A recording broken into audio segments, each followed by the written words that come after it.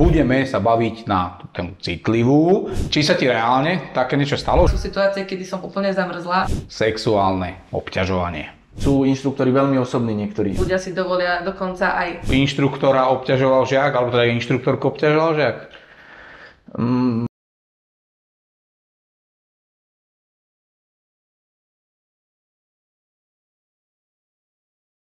Vítajte v našom improvizovanom štúdiu. Moje meno je Mišo, po mojej pravici sedí Ľubo Gonda, majiteľ autoškoly. A máme tu veľmi vzácneho hostia, bombardérku, strikerku, určite ju poznáte z DFNK alebo z Oktagonu a je to Veronika Smolková. Ahojte.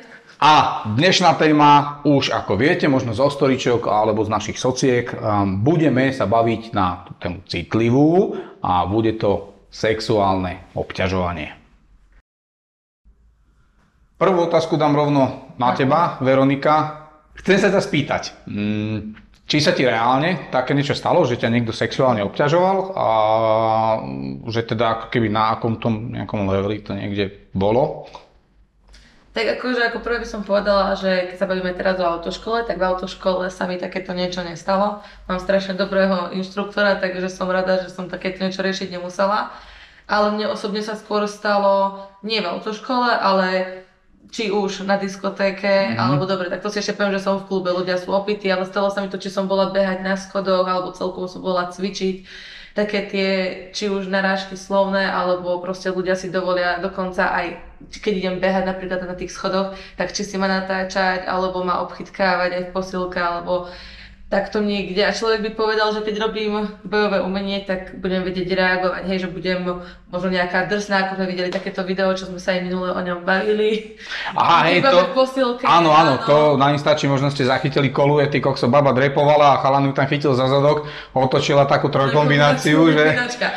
No a človek povedal, že budem reagovať možno nejako rovnako, ale preto viem pochopiť baby, ktoré sa s takýmto niečom stretnú, že nevedia hneď reagovať, lebo tiež sama sú situácie, kedy som úplne zamrzla a dokonca som sa cítila tak nepríjemne, že som chcela, keď som behala na tých schodoch, tak som chcela hneď odísť a práve, že som sa len rozplakala a vôbec som nevedela ani nič robiť, že som sa cítila tak nepríjemne, že som to vôbec nečakala, že človek fakt niekedy nevie tak dobre reagovať, ak by niekto povedal, že veď mala si to hneď riešiť v tej chvíli, no nevedela som to riešiť. Zamrzla som a nevedela som nič iné robiť, ale našťastie sa mi to až tak často nestáva, hej, už sa vyhýbam ľuďom, tak sa mi to nestáva tak často. Už som iba v gyme, takže sa mi to nestáva. OK, dobre, čiže osobnú skúsenosť máš a aj teda spomínala si, že tá reakcia je asi závislá od toho, aký má človek asi deň, alebo skrátka dobre, hej, nejak skrátka človek asi zareaguje, možno niekto nijak. Z môjho pohľadu má asi každý nastavený ten strop asi niekde inde, hej, lebo tak aj si hovoril dobre, nejaké slovné zarážky, alebo ma niekto obchytkal. Za mňa áno, akože už tá slovná narážka je taká na pováženie, záleží samozrejme asi ako je to celé interpretované. A Ľubo, na teba mám otázku, kde je ako keby hranica v autoškole, že čo si ten inštruktor ako keby môže dovoliť voči žiakovi a čo nie?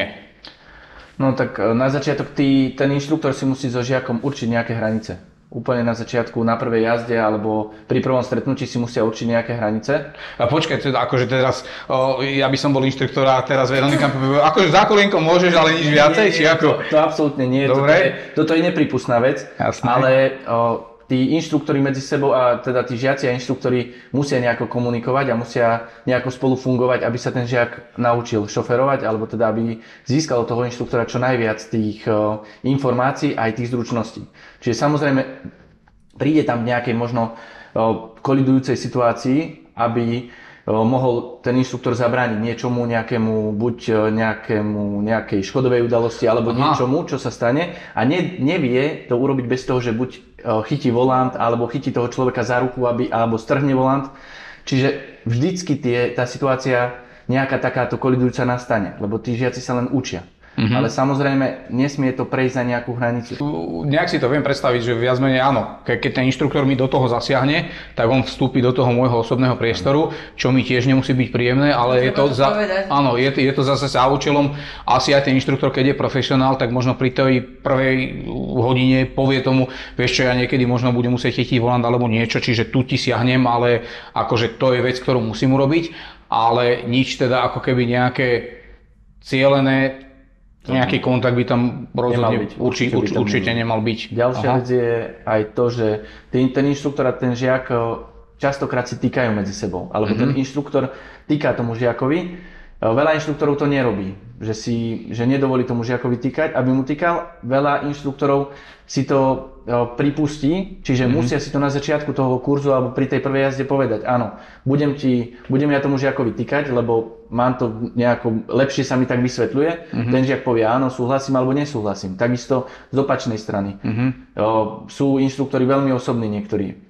Čiže hneď na začiatku si s tými žiakmi týkajú, ale tiež musí s tým ten žiak súhlasiť. OK, dobre, čiže na začiatku minimálne teda v rámci tej autoškoly je dôležité dať si asi hranicu a Veronika, je dôležité dať najavo, že akože tomu druhému človeku teda odhľadnúť od toho, či sme v autoškole, či nie sme v autoškole, hovorila si, že OK, že tá reakcia je niekedy taká, akože áno, OK, že zareagujem ostrejšie, alebo niekedy nezareagujem, dáme tomu vôbec, len sa cítim nepríjemne, ale za mňa asi je dôležité, ako keby tej druhej strane dať najavo, že to je to začiarov. No určite áno, hlavne keď sa jedná, že presne som v tej autoškole, tak ja napríklad, keď sa mne niečo také stalo a som mladšia, lebo teraz by som to už riešiť vedela, že pôjdem za majiteľom autoškoly, poviem mu, čo sa jedná, o koho sa jedná, kto ma obťažoval. To rozprávaš len na video, podľa mňa by ho vyťahoval inštruktora on z auta. No ja by som mu povedala, že viem, že je to niekto, s kým sa stretávam už častejšie, že pri jazdy nemám prvú, druhú, tak mu viem povedať, čo mi vadí, čo mi nevadí. To je iné presne, keď sa mi to stane na tej ulici, ja fakt to absolútne nečakám, že človek si ide zabehať a nečaká, že v tento moment si ma niekto bude natáčať a nejako sa obnažovať alebo niečo, že vôbec to je niečo, čo by ma ani nenapadlo v tej chvíli, keď si idem zabehať, ale presne som na autoškole, niečo sa stane, čo by bolo nepríjemné, tak ako prvé by som to povedala, keby som bola mladšia, rodičom. Že hneď by som to povedala mamine, keď to neviem ja riešiť s tým inštruktorom, že sa mu hanbím niečo povedala, lebo je mi to nepríjemné, tak to poviem rodičovi. A väčšinou rodič by mal akože riešiť, aby som to ako rodič riešila, že hneď volám majiteľovi. Hej, a zase akože z môjho pohľadu možno aj toto, vieš, že tí ľudia vnímajú, a zase ja to poviem doma a oni to zase budú nejak premotivovane riešiť a ja nechcem, aby sa to rozoberal. Ale zase napríklad aj kamoška, keď tam niekde je, tak ako aspoň... Tak niekomu to treba povedať, určite. Ja by som určite, už či máte, že na recepcii prídete do autoškoly, je tam žena, tak sa s ňou viete porozprávať, ona zavolá keď tak majiteľa a proste dá sa to vyriešiť. A hlavne keď mi niečo vadí, tak to treba povedať. Dobre. Jak sa to vyrieši, keď to nepoviem. OK, dobre, ale zase ma napadá druhá vec, to je zase otázka možno na teba. Nespraví si ten človek zle s tým, že ja teraz prídem, že mňa inštruktorka obťažovala a budem to riešiť napríklad na recepcii, budem to riešiť s tebou, a teraz si poviem, ja zase nespravím skúšky a môže to ten inštruktor vôbec nejak ovplyvniť, alebo... Určite nie. Ak je tá autoškola na nejakej profesionálnej úrovni, že to nie je jeden človek reálne, no tak tých inštruktorov v tej autoškole je viacej. Čiže ak by naozaj vznikol nejaký problém, naozaj by sa potvrdilo, že nejaký problém ten žiak s tým inštruktorom mal, tak nie je tam podľa mňa žiadny problém premeniť toho inštruktora za iného. Čiže vieš si ho vymeniť a dovidenia, čau, ten sa mi nepáči, chcem iného. Mne sa veľmi páči, že máte možnosť mať aj ženy inštruktorky. Že to není tak často, že ja som, u nás to som nevidela, že by v Revúcej boli ženy inštruktorky, ako kamarátky mi povedali, že práve že hľadajú autoškolu, kde je žena. Že od malička proste majú taký odpor možno k tomu chlapovi, že nechcú proste, aby sa ich ani že len volantu dotkol, ani nič. Aj tak proste, keď je možnosť mať ženu, tak aj to je super, že máte takúto možnosť. Stáva sa nám to veľmi často, že tie ženy sú vyhľadávané hlavne u tých dievčat, mladých dievčat, že nechcú vlastne s tým mužom jazdiť. Ďalšia vec je to, že tá nejaká empatia toho inštruktora, alebo tej inštruktorky je väčšia ako je od inštruktora. Proste mal by si ten žiak vedieť vybrať, mal by si vedieť vybrať medzi typom povahy toho človeka, ktorý ho učí, lebo takisto on bude sprevádzať toho žiaka veľmi dlhú dobu. Dobre, čiže... Máte aj takú možnosť, že keď teraz mám inštruktora, nevyhovuje mi, tak vám to poviem a vy mi ho zmeníte, že je to tiež, že majú to žiaci ako možnosť. A ono v podstate akože je v záujme inštruktora, aby som ja tú autoškolu urobil? Určite áno. Skúšky. Určite áno. Ten inštruktor vlastne vedie toho žiaka počas celého kurzu. Samozrejme, keď nastane nejaký problém, nevyhovujú si, toto sa stáva často. Ja môžem súhlasiť, že mne vyhovujú až. Že so mnou je to tiež ťažké. Takže ja som akože dobrý adept na to, že môžem povedať, že fakt sa dá vyhovieť. Už keď sa mne dá vyhovieť, tak každému. Dobre, tu je to úplne iný prípad, lebo samozrejme je dôležité u tých športovcov, hlavne sa nám to stáva často, že musí sa zladiť tie termíny, tie časy, ktoré vlastne ty potrebuješ, máš nejaké tréningy, máš nejaké spárovania, súťaže a potom je problém sa vlastne nejako prispôsobiť, ale snažíme sa. Že preto je dobre vedieť, že pre športovcov, že sa to dá, že... Áno, je to dosť podstatné, ale áno, inštruktor, keď sa niečo stane alebo niečo nevyhovuje tomu žiakovi, tak hneď v tom momente sa vlastne inštruktor mení, je taká možnosť. Dobre, a teraz ma napadá taká druhá vec, že mali ste, lebo tak vy ste veľká autoškola, máte niekoľko pobočiek, stalo sa vám aj ako keby, že opačné postavenie, že dajme tomu inštruktora obťažoval žiak, alebo teda inštruktorku obťažoval žiak? Mali sme jednu takú vec, niekedy, ja neviem, x rokov dozadu, ale nepotvrdilo sa to. Ja som to vlastne aj v tom prvom strihu, čo sme robili, aj spomenul. Takisto ako žiak, takisto aj inštruktor môže niečo navrhnúť alebo niečo urobiť. Čiže tiež aj tí žiaci musia byť nejako primerane na to nastavení, čo môžu spraviť a čo nemôžu, ale mali sme niečo také, ale nepotvrdilo sa to. A teraz sme vlastne, ako si povedal, že riešili sme to a nepotvrdilo sa to, čiže asi to tak potom nebolo. Áno. A toto je taká dosť akože špinavá zbraň. A keď sa to postaví do toho opačného postavenia, ale hej, vieme, čo chceme povedať, môže to byť aj pre vás veľmi zlé. Áno, určite. A tak ako si hovoril, že nekompromisne by si sa stával k tomu, že teda by sa také niečo teoreticky stalo z vašej strany, tak to jednoducho nekompromisne riešiš. A ako by si sa stával, ako keby sa dialo niečo opačne.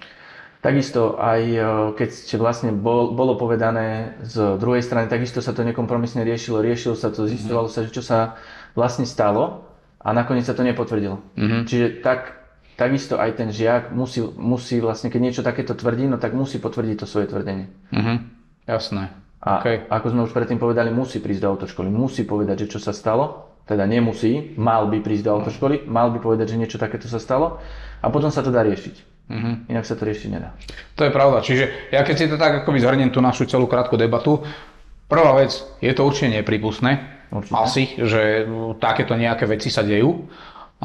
Nemali by sa diať, ale bohužiaľ môže sa stať, nehovorím teraz len v autoškole, ale ako všeobecne, mala si teda skúsenosti aj z toho bežného života a asi najdôležitejšia vec je riešiť to, pobaviť sa o tom, buď s rodičom, alebo s kamošom, alebo s niekým a začať to riešiť a túto tému asi nikdy nevyužívať na to, aby som ja si niečo vymyslel a mal tým nejaký cieľ, aby som s tým niečo dosiahol, lebo ako sa nekompromisne riešia veci z jednej strany, tak by sa asi mali riešiť aj z druhej strany. Ešte chcete niečo doplniť? Toto bolo dobre povedané. Dobre to bolo povedané? Dobre. Dobre, my vás nebudeme ďalej zdržovať. Ak budete mať akékoľvek podnety, otázky alebo niečo budete chcieť doplniť, určite nám to dajte pod videjko do komentov, respektíve je pre vás k dispozícii aj mailová adresa, ktorá je kilometre@autoškolagonda.sk. Budete to mať aj dole v popisku. Pokiaľ vás napadnú ďalšie zaujímavé nové témy, ktoré nemusia súvisieť len s autoškolou konkrétne, ale aj s takým ako keby motorizmom, čímkoľvek okolo, čo vám príde ako zaujímavé a chceli by ste rozobrať, my určite sa budeme snažiť doniesť zase niekoho zaujímavého, tak ako sme dneska donesli Veroniku Smolkovú a z našej strany asi všetko. Vidíme sa pri ďalšom videu. Čaute. Ahojte.